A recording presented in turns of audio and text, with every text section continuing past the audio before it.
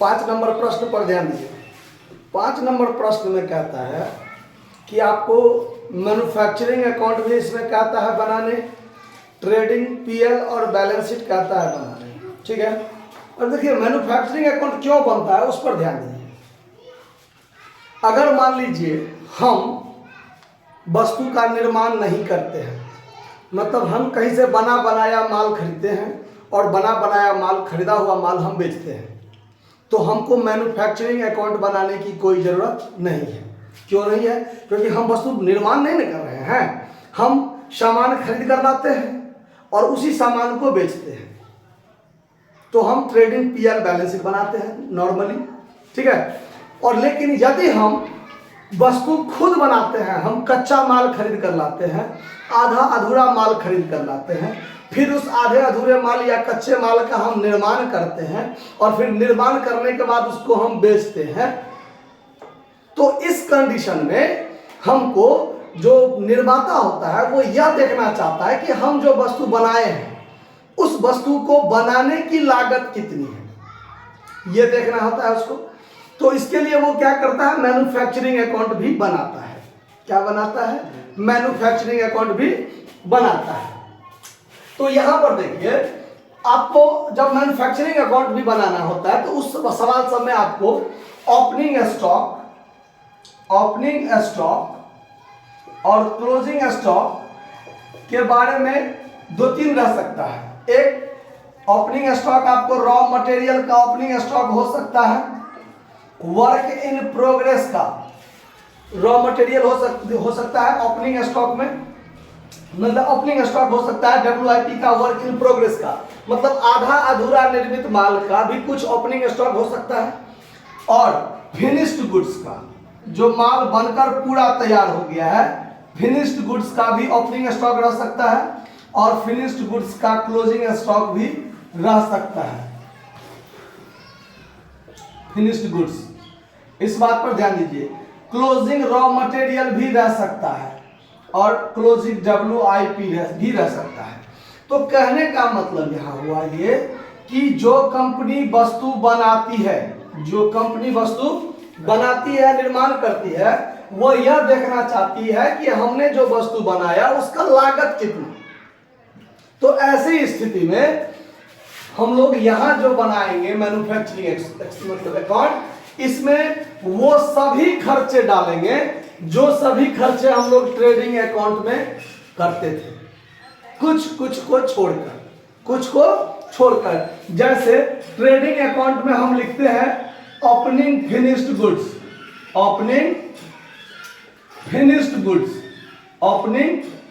Goods, ठीक है। उसके बाद बाय क्लोजिंग, मतलब फिनिश्ड स्टॉक कहिए, स्टॉक, या क्लोजिंग फिनिश्ड स्टॉक, ये सेल्स और सेल्स रिटर्न। और यहां पर अगर हम माल खरीदते हैं तो अगर हम निर्माणी कंपनी है तो हम खुद वस्तु का निर्माण करेंगे, तो निर्मित वस्तु तो नहीं खरीदेंगे। अगर हम निर्मित वस्तु खरीदते हैं और एक हम रॉ मटेरियल खरीदते हैं, तो अगर रॉ मटेरियल खरीदेंगे तो मैन्युफैक्चरिंग अकाउंट में होगा, और फिनिश्ड गुड्स खरीदेंगे, तैयार माल खरीदेंगे, तो ट्रेडिंग अकाउंट में होगा। बस ये बात को ध्यान रखना है। उसके बाद बाकी जो भी आइटम बचता है, क्या कहते हैं, ट्रेडिंग अकाउंट में जाने वाला, वो सारा खर्च मैन्युफैक्चरिंग अकाउंट में हो जाता है।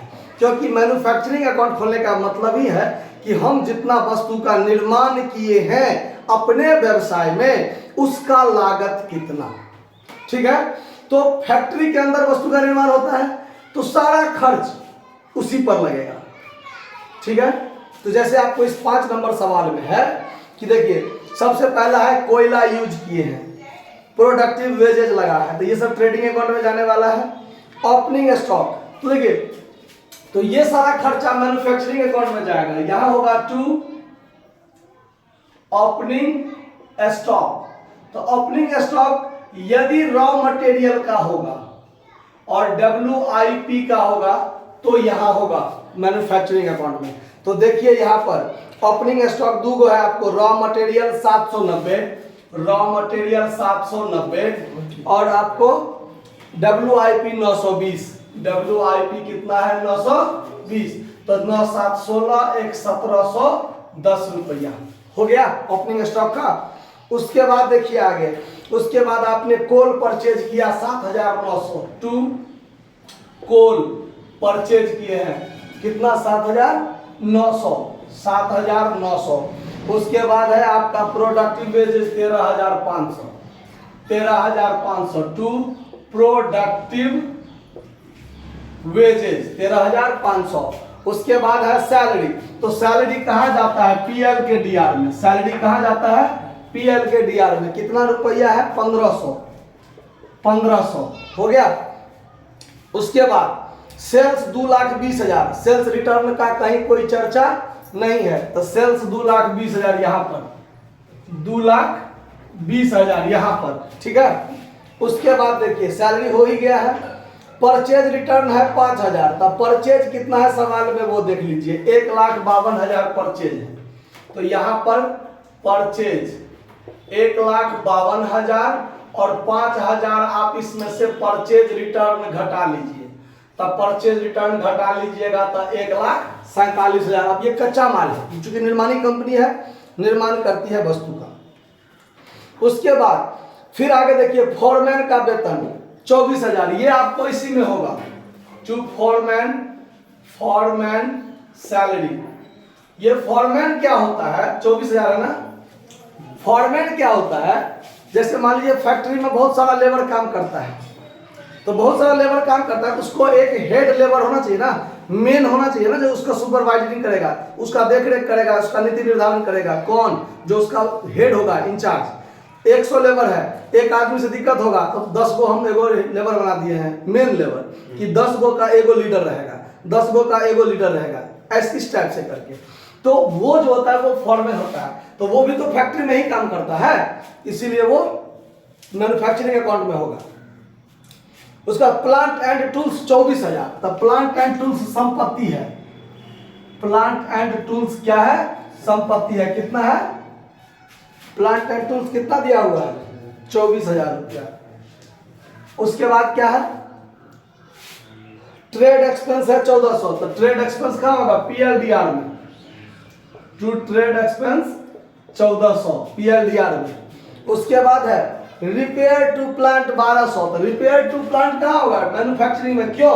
तो प्लांट काम करता है ट्रेडिंग में, फैक्ट्री में।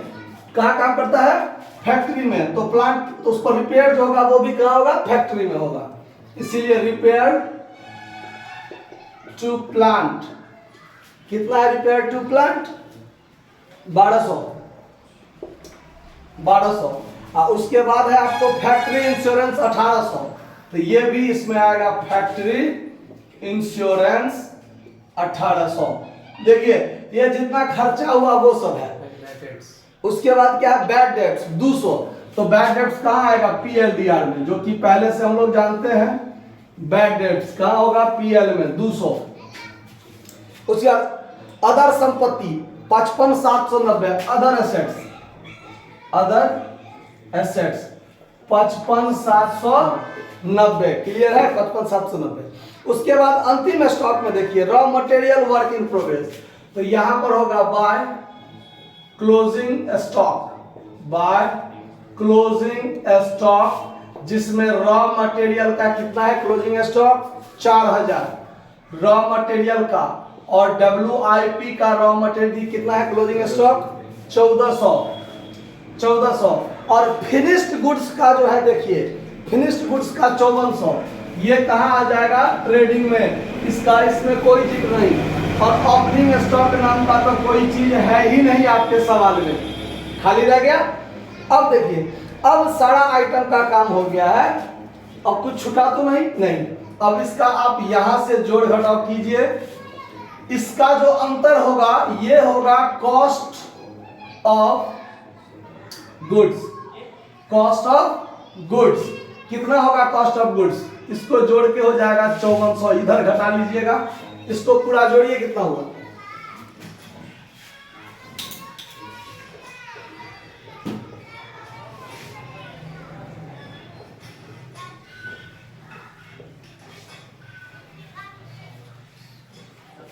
इधर आपका कैपिटल एगो छूटा हुआ है, कहीं कैपिटल लिखा होगा, देख लीजिए। कैपिटल 60,000 का है। कैपिटल कितना का है? 60,000 का है। यानी सारा आइटम हो गया। इसको जोड़ के कितना हुआ? आपको जोड़ने में भी टाइम लगता है।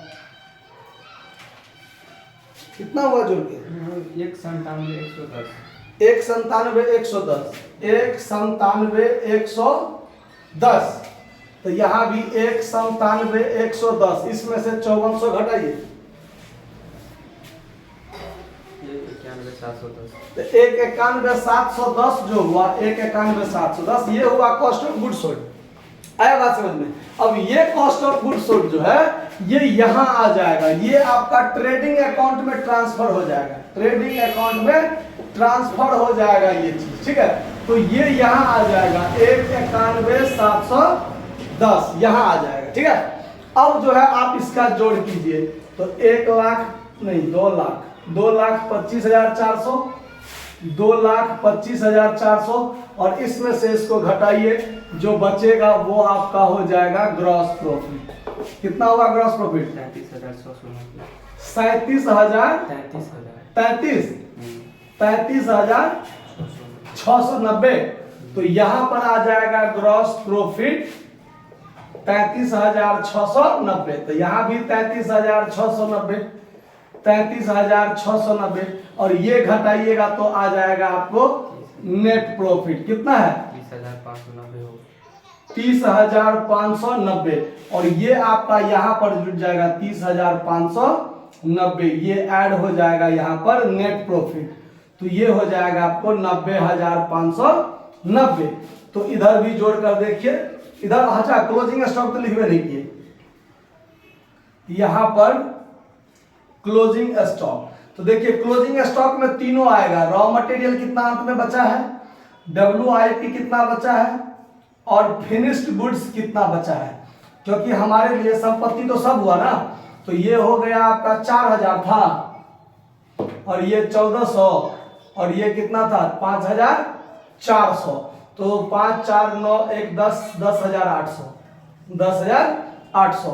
अब पूरा जोड़िए 90,590 इधर है तो इधर भी 90,590 हो जाना चाहिए। हो गया ना।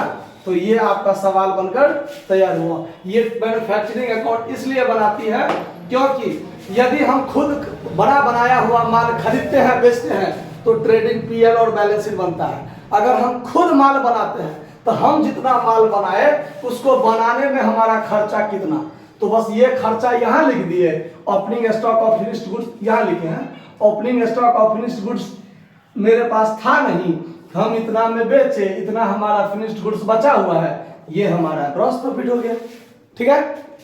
अगर मान लीजिए अगर हम मैन्युफैक्चरिंग अकाउंट नहीं बनाते, अलग मतलब इसको अलग से नहीं बनाते, तो ये सारा चीज इसी में लिखा था, ट्रेडिंग अकाउंट में लिखा था। आया बात समझ में? इसीलिए इसमें से मेन चीज निकाल के इधर लेके चला गया, जो निर्माण करने में कितना खर्च हुआ, इसके लिए ये काम करना पड़ा है। क्लियर बात? तो इसको नोट कर लीजिए। धन्यवाद।